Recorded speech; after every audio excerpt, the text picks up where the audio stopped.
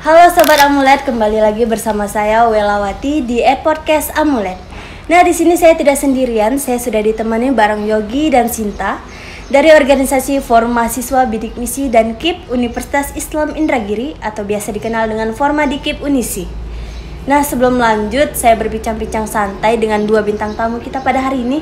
Saya ingin mempersilahkan Yogi dan Sinta untuk memperkenalkan diri kepada Sobat Amulet yang ada di rumah nih. Boleh dari Sinta dipersilahkan. Baiklah, sebelumnya saya ingin menyampaikan permohonan maaf dari ketua kami, itu Kak Hayatul Nurul, yang seharusnya beliau ada di sini, tetapi karena sedang melaksanakan kuliah kerja nyata atau KKN, maka beliau tidak bisa hadir di sini dan diwakilkan oleh saya selaku wakilnya. Baiklah, perkenalkan, nama saya Sinta Uliasari, mahasiswa semester 5, program studi ekonomi syariah. Baik, dari saya, perkenalkan, nama saya Wahyugi dari Fakultas Ilmu Agama Islam, Prodi Manajemen Pendidikan Islam. Terima kasih. Oke, luar biasa. Nah, untuk kakak-kakak yang lagi turun KKN, semangat terus ya, semoga lancar sampai selesai. Amin. Nah, oke, kita kembali lagi bersama Sinta dan Yogi. Nah, sejak kapan sih kalian bergabung di Formadikip dan apa sih tujuan kalian ingin bergabung dalam kepengurusan nih? Boleh Bergabung dari di Formadikip Unisi ini sejak tahun 2020.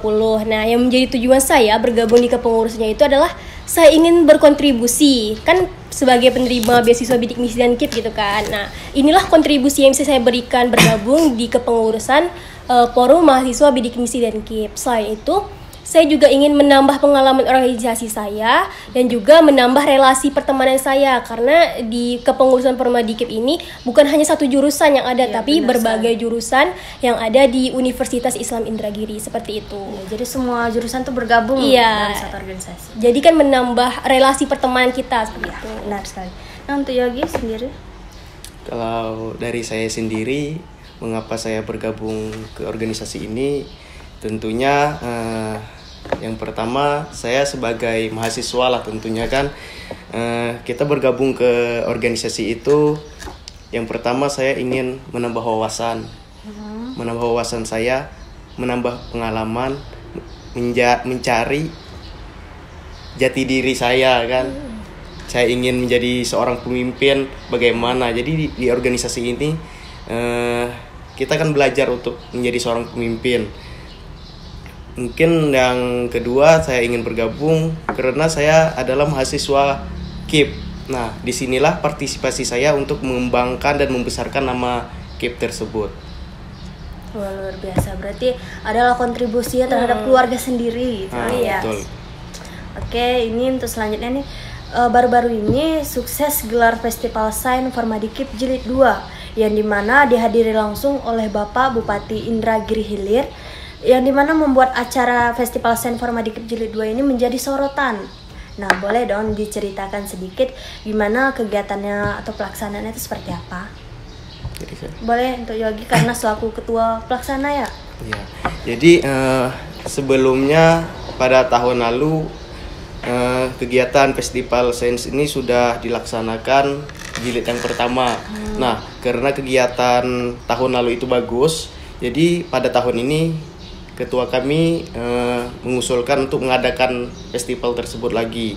Yaitu kegiatannya pada tahun ini kami mengadakan 3 hari kegiatan, 3 hari ya. Dalam kegiatan itu ada perlombaan, yaitu LCT, pensi, debat, dan ranking 1. Nah, jadi kegiatan kami itu selama 3 hari dan 4 perlombaan. Nah, untuk kegiatannya tuh apakah mahasiswa saja atau siapa gitu? Jadi kegiatan ini kami mengikutkan seluruh siswa SLTA yang ada di Inhil dan mahasiswa yang ada di Inhil.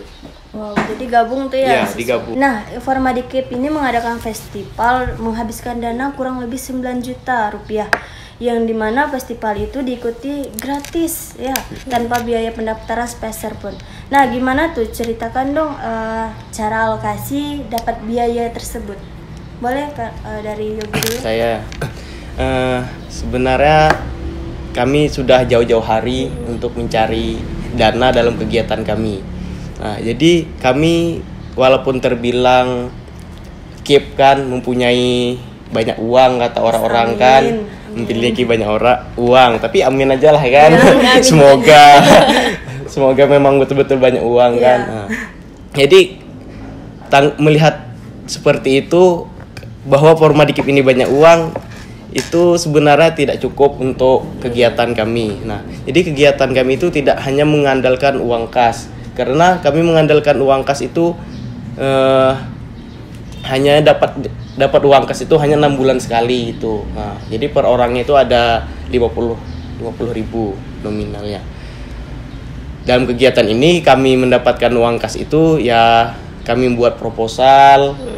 Nah, buat proposal antar kesini ke sana kan. Nah, terkumpullah uang itu. Dan perjuangan kami juga untuk mendapatkan 9 juta, kami juga membuat untuk mencari modal ya, membuat menambah ya. Membuat seminar kami. Untuk apa? Untuk menambah modal kegiatan kami ini. Dan alhamdulillah juga kita dibantu langsung oleh Bupati Indragiri Hilir. Bu Septina juga bantu. Iya. Sebesar nominalnya tak usah. Nominal privasi. Jadi di Formadikip ini kita mengadakan festival sains ini ya kita banyak dibantu oleh orang-orang juga, tidak hanya kita mengandalkan uang kas. Kita juga dibantu oleh Bapak Bupati Indragiri Hilir kan. Bu Septina juga Bu Septina ada bantu. Dan rektor juga membantu dalam kegiatan kami ini. Dari yayasan juga turut membantu kami gitu. Rata-rata lah kami tidak hanya menggunakan uang kas. Kalau kami menggunakan uang kas saja rasanya tidak cukup. Karena uang kas kami itu hanya dapat 6 bulan sekali. Makanya kami bekerja keras untuk mencari uang dalam kegiatan ini. Nah, berarti kalau kita lihat ya perjuangannya luar biasa nih mencari dana, dan kegiatan pun sukses alhamdulillah. Dan menjadi sorotan bukan hanya di mahasiswa, di siswa, bahkan juga di Indragiri Hilir. Luar biasa. Semoga kedepannya ada jilid 3, 4, 5 dan seterusnya. Amin. Ya, amin. Nah, pertanyaan selanjutnya nih, sebagai ketua pelaksana Wahyogi, apa hal yang tidak terlupakan menurut Yogi dari kegiatan kemarin itu? Menurut saya yang tidak bisa saya lupakan, yang pertama yaitu dalam kegiatan itu adalah hadirnya Bupati Indragiri Hilir. Jadi ini sangat luar biasa kan. Kami sering mengadakan kegiatan organisasi, tetapi kami juga sering mengundang beliau kan. Tidak pernah beliau menghadiri kegiatan kami. Tetapi di festival ini kami terkejutlah beliau mau menghadiri kegiatan kami. Mungkin itulah yang tidak saya lupakan. Wah, luar biasa. Berarti Bapak Bupati pun mendukung dengan kegiatan itu ya? Ya, beliau sangat mendukung dan mengharap lagi untuk acara kedepannya. Wow, luar biasa. Berarti Bapak pun menunggu nih untuk jilid 3, 4, 5 ya? Insyaallah. Mantap. Nah, Formadikip ini menjadi UKM dengan urutan 3 teraktif menyelenggarakan kegiatan di Unisi. Tentunya ini membuang waktu, tenaga, dan juga pikiran terkuras ya. Nah, ini bagaimana kalian menyikapi untuk membagi waktunya antara waktu main, organisasi, dan kuliah? Boleh dari Sinta dulu? Kalau untuk cara mengatur waktunya kan saya ini juga sama seperti teman-teman mahasiswa pada umumnya yang butuh kumpul-kumpul dengan teman, main gitu kan, tidak hanya kuliah dan organisasi saja. Nah, kalau untuk saya cara mengatur waktunya itu yang pertama, kalau misalnya memang lagi waktunya kuliah ya saya fokuskan ke kuliah gitu, kayak mengerjakan tugas, belajar.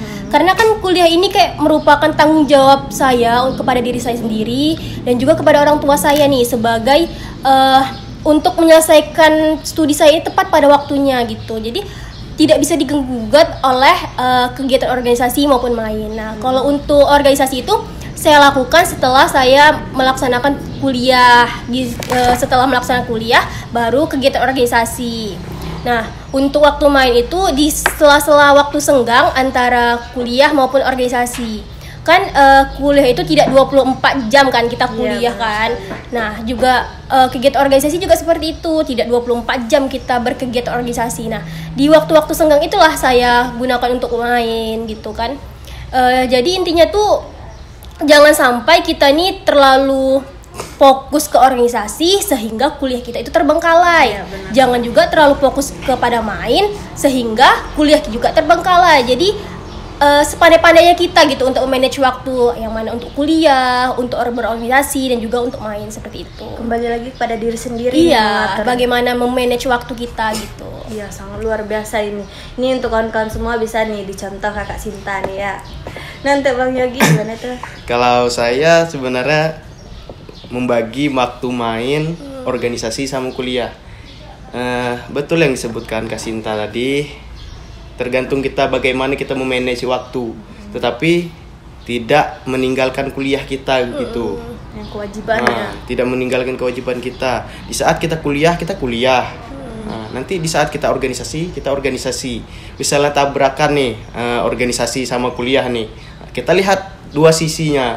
Jika di kegiatan itu memang kita dibutuhkan, tidak bisa kita tinggalkan, kita pilih saja dulu organisasi. Tapi jika di organisasi itu mempunyai acara, kita tidak dibutuhkan, ibaratnya kita tidak terlalu penting betul di situ kan. Kita kuliah saja dulu. Nanti selesai kuliah kita selesaikan semuanya, baru kita balik lagi ke organisasi untuk membantu. Wah, luar Gitu biasa. aja. Nah, kalau menurut Yogi itu yang mana terpenting dulu ya? Iya. Yang mana memang tanggung jawab besar di situ. Di situ kita tekuni lah. Oke. Nah, di luar sana nih pasti banyak yang berpikiran bahwa Formadikip ini banyak uangnya. Iya, Yang benar betul. tadi kata Betul Yogi sekali tadi itu. ya. Dan anak-anak KIP nih HP-nya tuh iPhone yang mengikuti zaman lah. Iya. Nah, itu gimana nih pandangan kalian berdua menghadapi omongan-omongan seperti itu? Boleh dari Sinta dulu? Kalau pandangan saya tentang anak KIP kok HP-nya iPhone gitu kan, kebanyakan kita dengar di luar kan. Betul. Kalau anak KIP Iya kan? ini kan pandangan orang secara ekonomi itu tidak mampu kan, makanya mendapatkan beasiswa. Ya. Nah, kalau menurut saya anak KIP itu memiliki HP iPhone itu bukan suatu masalah ya, karena kan kita tahu kalau misalnya kita ini kuliah membutuhkan sarana dan prasarana, salah satunya HP. Terus iPhone itu kan penyimpanannya besar ya dibandingkan dengan Android, apalagi 1 tahun kemarin setelah pas pandemi COVID-19 itu kan kita kuliahnya full online ya. Iya. Jadi memerlukan banyak sekali penyimpanan, ruang penyimpanan yang besar gitu. Terus sekarang kan harga iPhone itu juga hampir setara lah ya dengan Sama Android, Android, ya. Jadi itu masalah persepsi masyarakat aja sebenarnya. Kan persepsi masyarakat kita sekarang ini mengatakan kalau misalnya orang punya iPhone itu orang kaya. Iya, benar Kebanyakan sekali itu. mengatakan seperti itu. Padahal harganya sama aja kurang lebih ya. Padahal juga kan belum tentu nih orang kaya aja yang punya iPhone. Jadi menurut saya itu cuma masalah persepsi masyarakat aja yang mengatakan hanya orang kaya lah yang gitu yang punya iPhone gitu, seperti itu sih. Wah, mantap sekali. Memang orang ngira gitu Iya, juga tuh. kebanyakan kan. Si HP-nya iPhone Iya, gitu kan. orang kaya nih. kayanya, Iya. Padahal itu memang kebutuhan, bukan menunjang tren-trenan, menunjang gitu fasilitas kuliah seperti itu. kan. Untuk Yogi sendiri? Kalau menurut saya, bagi yang mengatakan kok anak KIP ini HP-nya iPhone, nah kalian harus tahu dulu nih dua sisi orang mendapatkan KIP ini. Yang pertama orang yang berprestasi, yang kedua orang yang kurang mampu untuk Secara ekonomi. kuliah secara ekonomi. Nah, mungkin orang yang berprestasi itu dia mendapatkan KIP ini karena dia berprestasi gitu, prestasinya banyak mungkin. Tidak masalah juga sih, betul sampai disampaikan Kak Sinta tadi, orang yang memegang iPhone itu bukan hanya orang kaya gitu, tetapi kita penerima KIP ini juga berhak. Jadi tidak ada yang membeda-bedakan orang kaya sama penerima KIP gitu, yang berhak memakai iPhone. Nah, mungkin menurut saya begitu, orang yang berprestasi mungkin dia mampu membeli iPhone kan karena atas prestasinya itu dia mendapatkan KIP ini. Tidak hanya orang yang kurang mampu saja secara ekonomi, tapi orang yang berprestasi. Jadi kawan-kawan jika ingin mendapatkan KIP juga kawan-kawan harus berprestasi. Iya, benar Itu dia sekali. tuh. Jadi mungkin kalau kawan-kawan yang mengiranya HP iPhone tuh hanya orang kaya. Anak KIP kok HP-nya iPhone. Nah, coba nontonnya video ini ya. Nah, ini pertanyaan terakhir nih. Kasih dong tips untuk calon-calon maba yang masuk ke Unisi dengan jalur KIP. Nah, boleh dari Yogi dulu ya. Pengalaman saya nih ya, pengalaman saya yang tentunya tadi disebut. Oke. Ya, pengalaman saya nih pas saya mendaftar KIP ini, kita itu harus cari info dulu. Apa itu KIP kan? Nah, kita pelajari apa itu KIP. Nah, kita cari infonya. Saya kemarin tetap menggunakan link mendaftarnya. Nah, nanti akan disampaikan ke Sinta tuh linknya apa gitu kan. Nah, yang jelas kalian mendaftar KIP ini supaya kalian jebol lolos. Yang pertama itu kalian harus selesaikan administrasinya. Semuanya, jangan ada yang tertinggal gitu. Apa yang belum siap kalian urus. Nah, disitulah kalian harus selesaikan administrasinya. Selesai itu, mungkin kalian langsung terdaftar tuh di grupnya lah. Langsung misalnya kalian di Unisi kan, nah, kalian dimasukkan grup nanti. Pas seleksi, nah inilah yang bisa kalian buat alasan mengapa kalian itu mampu untuk mendapatkan KIP.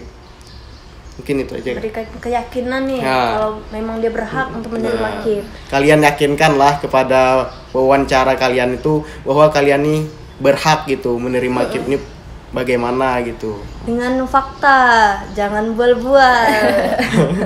Kalau untuk Sinta?